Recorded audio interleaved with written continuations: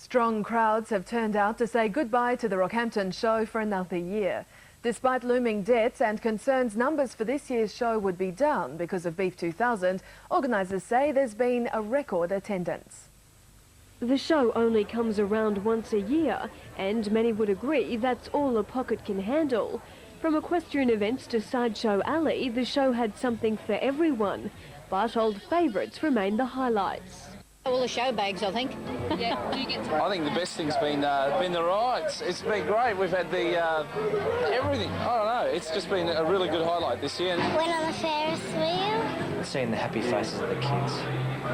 Figures have been up by 35% this year, putting smiles on organisers' faces, considering they were only expecting a rise of 15%. Over 18,000 people flocked to People's Day yesterday, 6,000 up on last year's figures. The extra boost to help out the debt-ridden show society. Yeah, I can tell you we'll be looking at knocking a few pennies off this time. And the word for next year is the show is set for some big changes.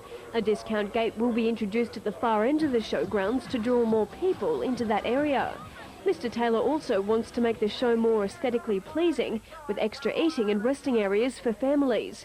Meanwhile, the new ticketing scheme was hailed a success. We've put a lot of work into the ticketing scheme. I would say we've got it probably about 92% right. Still a few little problems, but basically I would say some of the lift that we're seeing in figures would be people that got in last year for nothing. If you're wondering why you're so broke at work today, perhaps it's all those show bags you bought, or even those empty packets of fairy floss, or even that upset stomach from all the rides, which is partly to blame. Bridget Smith, WIN News.